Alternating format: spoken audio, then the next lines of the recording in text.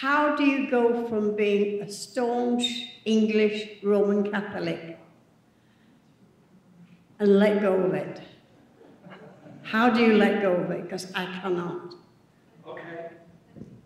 Well, it was slow, and it wasn't anything that I set out to do. When I left the priesthood, I was not in any way intending to leave the Catholic Church. But a series of events occurred.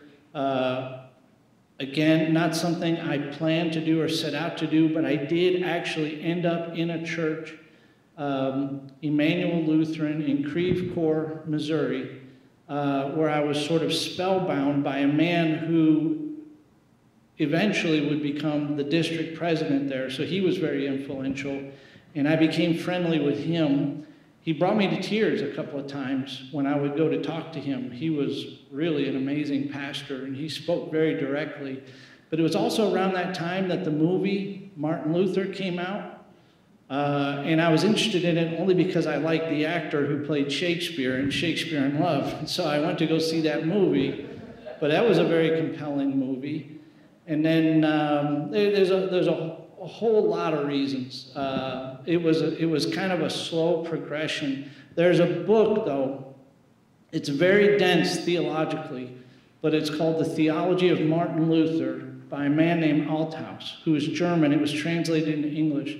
But when I read that book, that was the metamorphosis. That was when I realized I could never go back. I began to understand concepts that were completely foreign to me, like alien righteousness, and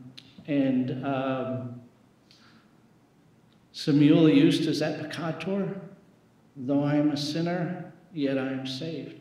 When I was growing up in the Catholic tradition, and I don't make a habit of despairing the Catholic Church, that's not my custom, because those nuns and those priests, they were wonderful. But I was not allowed to be certain of my salvation.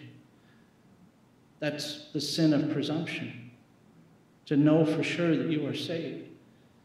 Our best hope was maybe you'll get to purgatory.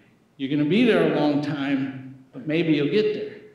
When my grandfather died, who was one of the saintliest human beings I'd ever known, gosh, I don't even know how many rosaries I prayed with him over the years. Very tender moments between me and my grandfather. When he died, I was a priest. My grandmother gave me a crisp $100 bill. She said, say 10 masses for Grandpa to get him out of purgatory. And so I blew that money on stuff. I'm sorry? Well, when I spent many, many years in a Catholic seminary. We flew past Luther. I'm not going to say his name never came up, and I'm not going to say that we made disparaging remarks about him. I'm just going to say that he wasn't important enough to take up time in our seminary education. But once I discovered him, I personally, this is just my own testimony, I could never go back. Because I go to bed every night, I know that I'm saved. Not because of who I am, because of what Jesus has done for me. All those years at Catholic school, nobody ever told me that. And they weren't allowed to tell me that, because it's just not the Catholic way. And God bless them. I'm not criticizing them. I'm just saying this is where I belong in the Lutheran tradition.